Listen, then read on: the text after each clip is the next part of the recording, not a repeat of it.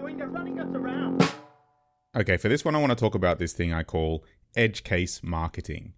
And that is when, so you think about edge cases in the traditional context of, development and making something with software. You talk about edge cases as being, like niche requirements among a small group that you don't really want to consider because it slows things down. You can't satisfy all of these things, especially, the more general purpose your product is, the more things you're going to be seeing as edge cases. You're going to try to find those core things to satisfy and not be too specific in what you satisfy.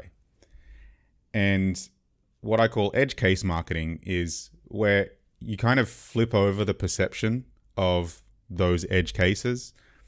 And what happens is the marketing department or people who are marketing a product, they recognize that people who use it have identified a real useful use for the thing, right? Or a real effective use for the thing. And so the marketing team latches onto that and uses that as a way to market the product to regular people or to regular users, people who are using it more in line with how they intended. An example of that is a while ago, I'm talking, 5 or 6 years, the iPad was recognized as being an effective tool for helping autistic children to communicate better. And I think there was quite a few news articles about this. And Apple subsequently released a video, which you can look up, which featured an autistic boy who, was using it to communicate. And it was, it's a beautiful video. It's got the piano music in the background, and you can watch it. You can see what I mean. Like it's hard to not feel affected by it.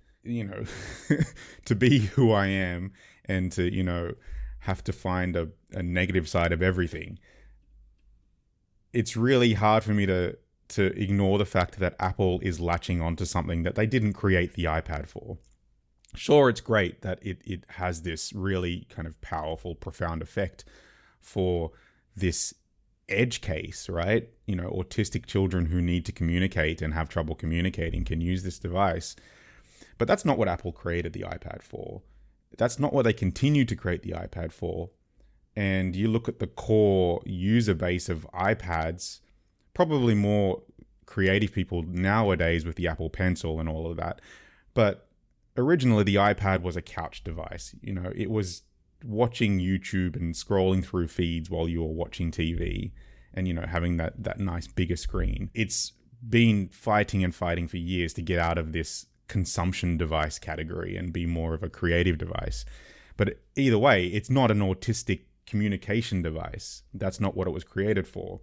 And so there's a little bit of a disconnection when they market the product using this very, beautiful story. They are also kind of hiding the fact that this is not something that the whole iPad team is focused on improving and building upon. So yeah, it's not. I'm not saying that it's a bad thing that an iPad can do this. In fact, it's a great thing.